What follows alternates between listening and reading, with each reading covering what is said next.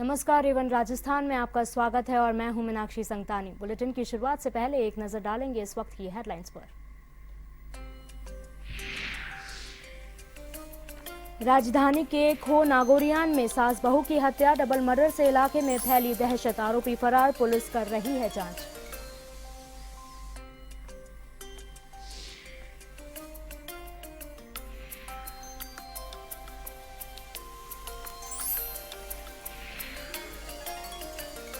राजधानी के ADJ court ने प्रेमी प्रेमिका को सुनाई आजीवन कारावास की सजा। 2001 में युवक ने प्रेमिका के साथ मिलकर की थी पत्नी और 11 वर्षीय पुत्री की हत्या।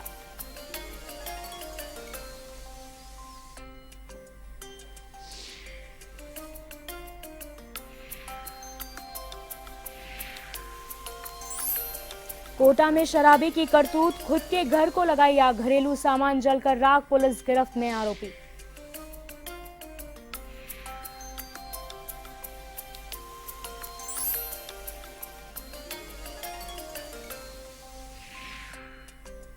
झुंझुनू के नवलगढ़ में बदमाशों के हौसले बुलंद, सेल्समैन से लाखों की लूट, पुलिस ने मामला दर्ज कर जांच की शुरू।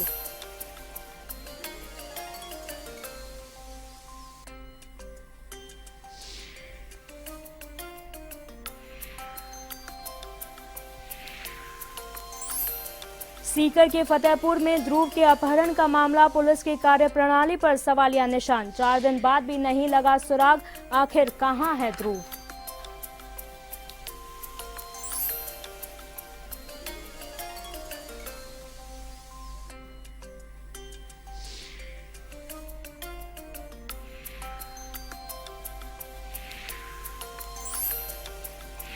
राजधानी के आगरा रोड खो नागोरियान क्षेत्र में एक सास बहू की हत्या का सनसनीखेज मामला सामने आया है। सास बहू की हत्या के बाद आरोपी फरार हो गए। परिजनों ने इसकी जानकारी पुलिस को दी। शहर में 24 घंटे के दौरान हत्या की ये दूसरी वारदात है। इससे पुलिस प्रशासन भी सकते में है। हत्या के मामले में परिजनों ने फिलहाल किसी पर शक जाहिर नहीं किया है। पुलिस के अनुसार प्रेमनगर पुलिया के पास स्थित न्यू खंडेलवाल नगर में रहने वाले सरकारी शिक्षक कैलाश वर्मा की मां नाथी देवी और पत्नी संतोष की हत्या कर दी गई।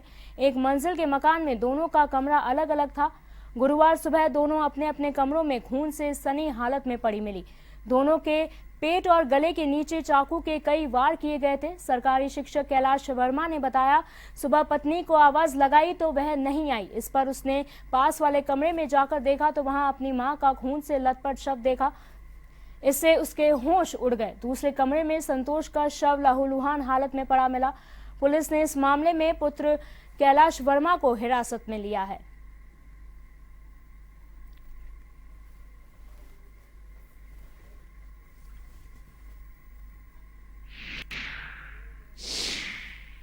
को खबर मिली थी कंट्रोल रूम में कि बहुत जघन्य अपराध हुआ है और 2 महिलाओं को मार के हत्या की गई है। इसी के बेसिस पे हमारी पूरी टीम यहाँ पे आई है और यहाँ पे आके देखा है कि श्रीमती नथी देवी, जिनकी उम्र लगभग 57 ईयर्स है, और श्रीमती संतोष देवी, जिनकी उम्र लगभग 32 ईयर्स है, इनकी डेड बॉडीज यहाँ पे मिली हैं। प्राइमरी इसके बाद एफएसएल की टीम को बुलाया गया यहाँ पे और जाँच हम लोग ने मुकदमा दर्ज करके जाँच शुरू कर दी है। राज्य में भले ही अपराधों में बढ़ोतरी हुई हो और लोग बढ़ते अपराध की घटनाओं से परेशान हो, लेकिन राज्य के गृह मंत्री गुलाबचंद कटारिया का दावा है कि राज्य में पिछले 3 सालों में अपराधों में 20% गिरावट आई है। हालांकि उन्होंने स्वीकार की छोटी बच्चियों के साथ दुष्कर्म की घटनाएं बढ़ी हैं, ये चिंता का विषय है। लेकिन वे कांग्रेस नेताओं के कानून व्यवस्था को लेकर बार बार सरकार को कटघरे में खड़ा करने से वे काफी आहत नजर आए। कटारिया ने यहां तक कह दिया कि कांग्रेस के राज में तो अपराध होते ही नहीं थे। रेप शब्द तो जैसे मेरे कार्यालय के दौरान ही आया हो। कांग्रेस को इस तरह से सरकार पर आरोप लगाना सही नहीं है। उन्होंने कहा कि हमने 99% अपराधों में अपराधियों पर शिकंजा कसा है। बढ़ते अपराधों पर नियंत्रण करने का प्रयास करेंगे। अब कटारिया जी को कौन समझाए कि जब अपराध होंगे तो सवाल तो खड़े होंगे ही, और विपक्ष का काम तो सरकार को इस तरह के मामलों में घेरना ही है।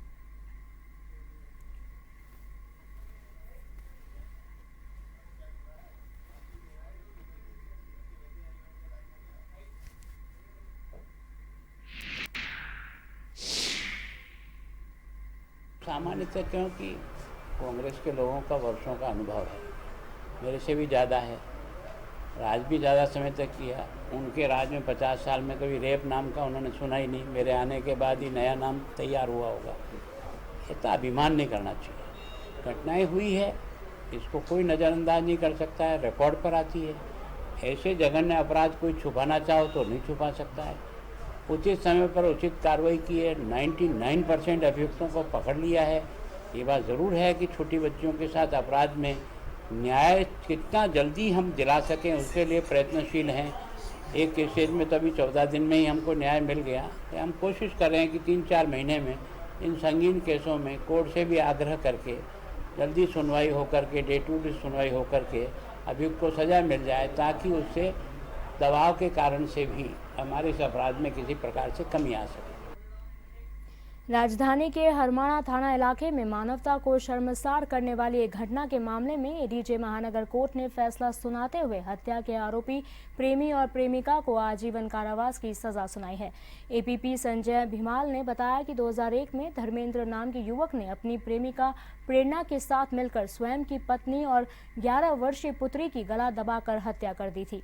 कोर्ट में सुनवाई के दौरान प्रेमी धर्मेंद्र और प्रेमिका प्रेरणा को दोषी मानते हुए आजीवन कारावास की सजा सुनाई गई है।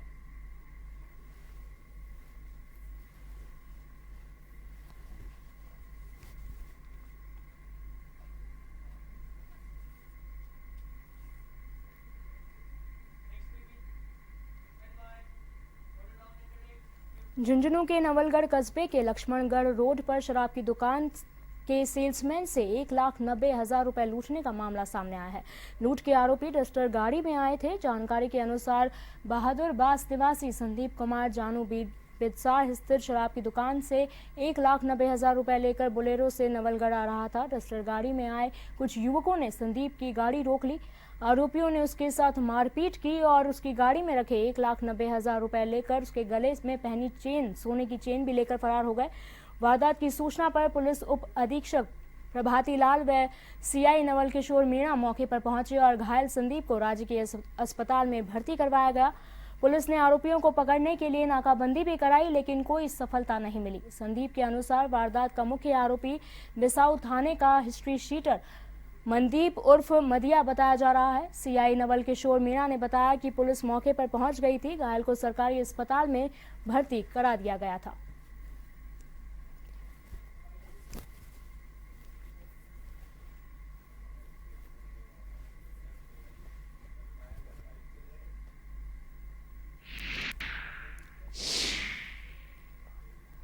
जब 20 मेरा ठेका 10,000 तो 20 ठेका मेरा पैसा लेके 1,90,000 रुपये आयो।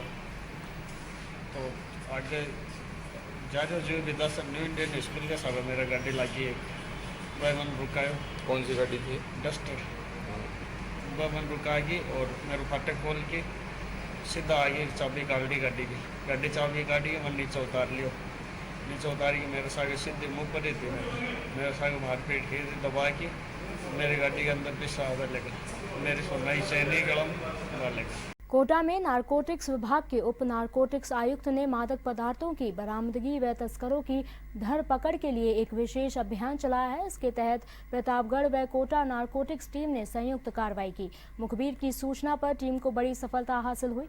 प्रतापगढ़ तहसील के गांव कालाजी के एक रिहायशी मकान में टीम ने दबिश दी। घर के अंदर खड़ी कार में 5 किलो 300 ग्राम अवैध अफीम बरामद की गई। वहीं तस्कर नानालाल मौके से फरार हो गया। नारकोटिक्स विभाग ने एनडीपीएस एक्ट के तहत मामला दर्ज किया। वहीं तस्कर नानालाल को पकड़ने के लिए कई जगहों पर दबिश जारी है।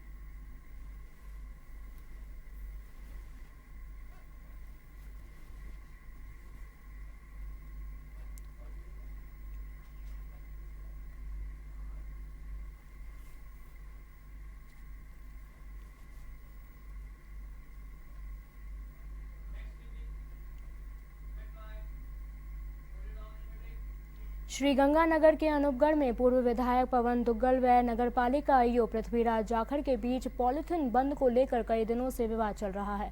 उसी को लेकर दुग्गल के नेतृत्व में दुग्गल समर्थकों व दुकानदारों ने नगरपालिका घेराव किया। नगरपालिका ईओ के खिलाफ नारेबाजी में विरोध प्रदर्शन करने के बाद उपखंड अधिकारी सुरेंद्र प्रसाद को मौके पर बुलाया गया और ज्ञापन दिया गया। कार्रवाई नहीं होने पर 25 मई रात को मशाल जुलूस लेकर नगर पालिका घेराव की चेतावनी भी दी गई।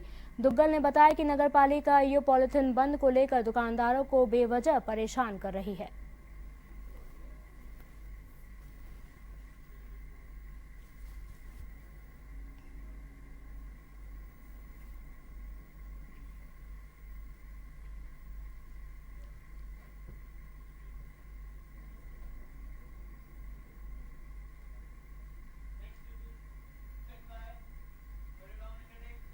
धौलपुर जिले के कंचनपुर थाना पुलिस ने लंबे अरसे से फरार चल रहे 55 लाख रुपए की लूट के शातिर इनामी बदमाश को गिरफ्तार किया है। पकड़े गए बदमाश रहीस गुर्जर पर 2000 रुपए का इनाम घोषित है। बदमाश रहीस गुर्जर पर जिले के विभिन्न थानों में दर्जन भर लूट के मामले दर्ज हैं, जो लंबे अरसे से पुलिस को चकमा दे रहा था। बदमाश रहीस गुर्जर ने 9 फरवरी 2015 को सराफा व्यापारी के ड्राइवर के साथ साजिश रच बसेड़ी मोड़ पर लूट की वारदात को अंजाम दिया था। व्यापारी अपनी कार से 55 लाख रुपए लेकर जयपुर जा रहा था। इसी दौरान रहीस ने अपने साथियों के साथ बसेड़ी मोड़ पर व्यापारी की गाड़ी पर फायरिंग कर लूट की वारदात को अंजाम दिया था। पकड़े गए बदमाश रहीस गुर्जर पर एसपी धौलपुर की ओर से 2000 रुपए का इनाम घोषित किया गया है।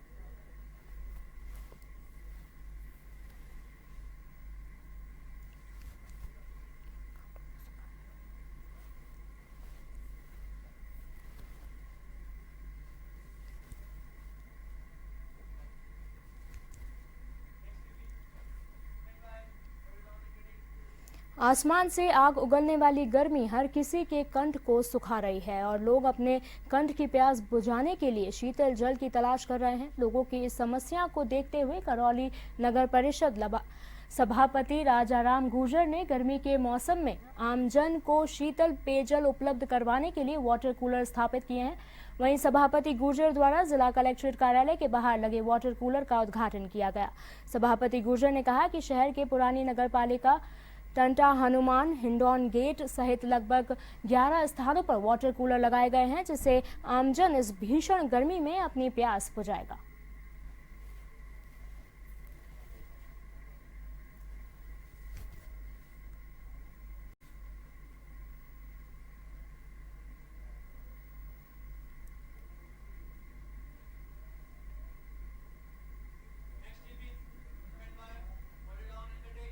राजस्थान वित्त निगम ने भीलवाड़ा की एक निजी होटल को ऋण नहीं चुकाने के कारण सीज किया है। रेलवे स्टेशन चौराहा स्थित ऋषभ होटल ने राजस्थान वित्त निगम व राजस्थान फाइनेंस कंपनी से 3 करोड़ रुपए का लोन लिया था, जिसकी 12 साल से कोई भी किश्त जमा नहीं करवाई गई थी। इस कारण निगम के अधिकारी भीलवाड़ा पहुंचकर होटल को सीज किया गया। कार्रवाई के दौरान सिटी कोतवाली थाना प्रभारी बर्दी चंद गुर्जर, आरपीएस प्रोफेशन अतुल शाह और दिनेश कुमार सहित बड़ी संख्या में सुरक्षा बल तैनात रहा।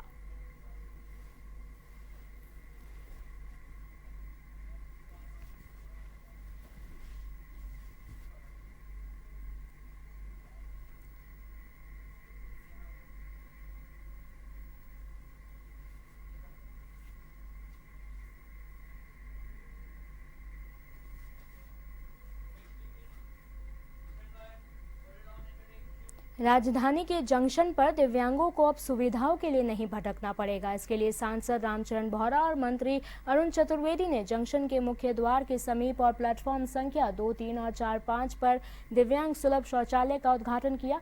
वहीं जंक्शन के प्लेटफॉर्म संख्या 3 पर एक्सीलेटर का भी उद्घाटन किया गया।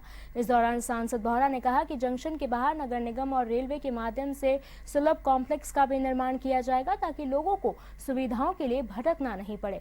इस दौरान डीआरएम सौम्या माथुर, एडीआरएम हरिश्चंद्र मीना सहित कई रेल अधिकारी मौजूद रहे।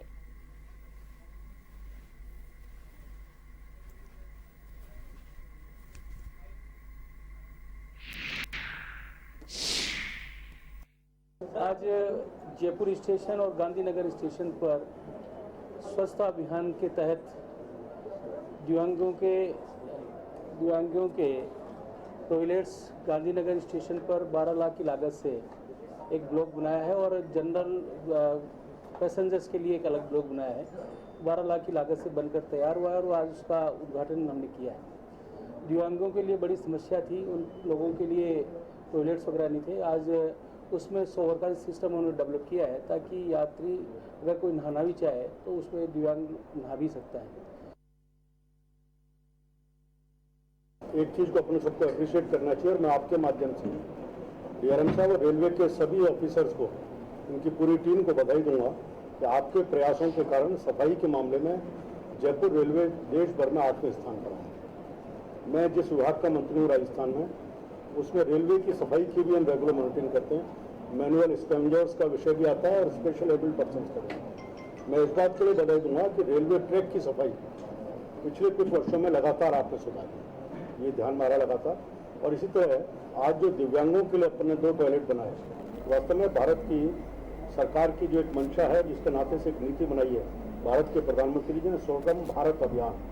उस सुगम भारत अभियान में कहा है कि हम बिल्डिंग्स को डिसेबल फ्रेंडली करें, इसी तरह ट्रांसपोर्ट को डिसेबल फ्रेंडली करें और डिसेबल्ड के लिए हम किस तरह से और फ्रेंडली एनवायरनमेंट बना सकें, उस दिशा में प्रयास केंद्र सरकार के, उस दिशा में प्रयास रेलवे ने भी अपने शुरू किए, हम सब भी कर रहे हैं और लगातार इस दिशा में प्रयास। जोधपुर के अनुबंध आश्रम में पिछले 20 वर्षों से रह रहे सागर कुमार खन्ना का निधन हो गया। उनके निधन के बाद उनकी अंतिम इच्छा के अनुसार उनकी आंखों और देह का दान किया गया। सागर विशाल खन्ना 1998 से अनुबंध आश्रम में रह रहे थे और उनके आगे पीछे कोई भी नहीं था और 2008 में उन्होंने अपनी आंखों को और देह को दान करने की इच्छा जताई थी। गुरुवार को उनकी मृत्यु के बाद अनुबंध आश्रम की संचालिका अनुराधा आडवाणी ने उनकी आंखों का दान किया। वहीं डॉक्टर संपूर्णानंद मेडिकल कॉलेज में उनके देह दान की औपचारिकताओं को पूरा किया गया। अनुबंध आश्रम के लोगों ने बताया कि सागर खन्ना काफ़ी जिंदा दिल इंसान थे और करीब 10 वर्ष पहले ही उन्होंने नेत्रदान और देहदान की इच्छा जताई थी।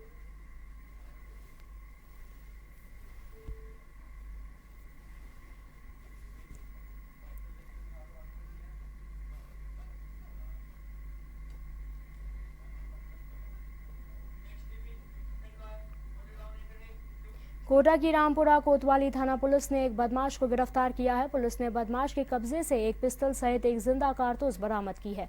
पुलिस ने बताया कि ज्वाला तोप के पास एक युवक संदिग्ध घूम रहा था। पुलिस ने युवक से पूछताछ की। बताया जा रहा है कि बदमाश विज्ञान नगर का रहने वाला इरफान है। पुलिस ने आरोपी बदमाश को गिरफ्तार कर लिया है।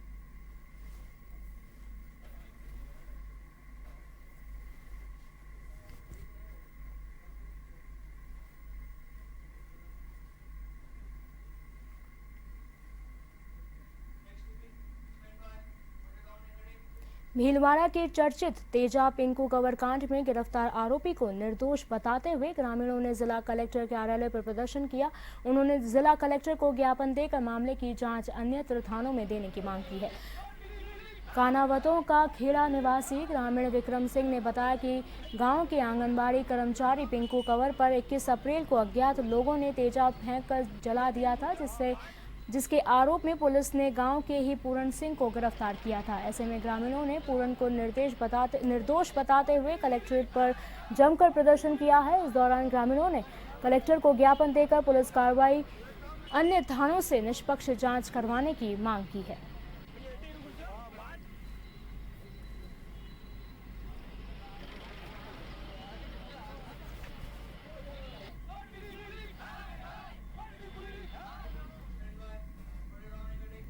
चूरू के सादुलपुर में NH 65 पर चल रहे सड़क निर्माण को लेकर ग्रामीणों ने अधिकारियों पर पक्षपात का आरोप लगाया है। ग्रामीणों का कहना है कि नेशनल हाईवे 65 पर सड़क को चौड़ा करने के लिए की दुकानों और घरों को तोड़ा गया था, लेकिन अधिकारियों की गांव में रिश्तेदारी होने के कारण एक तरफा कार्रवाई कर लोगों को नुकसान पहुंचाया गया। ऐसे में ग्रामीणों ने मिनी सचिवालय पहुंचकर प्रशासन के खिलाफ जमकर नारेबाजी की और SDM को ज्ञापन सौंपकर निष्पक्ष कार्य करने की मांग की है।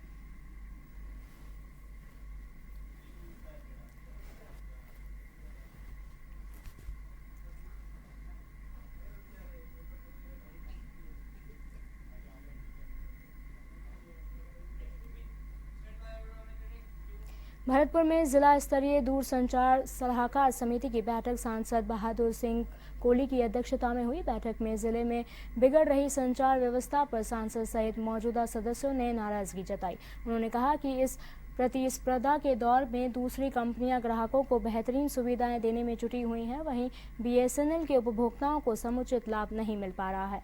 बैठक में सांसद कोहली ने अधिकारियों पर समय पर बैठक नहीं बुलाने का भी आरोप लगाया।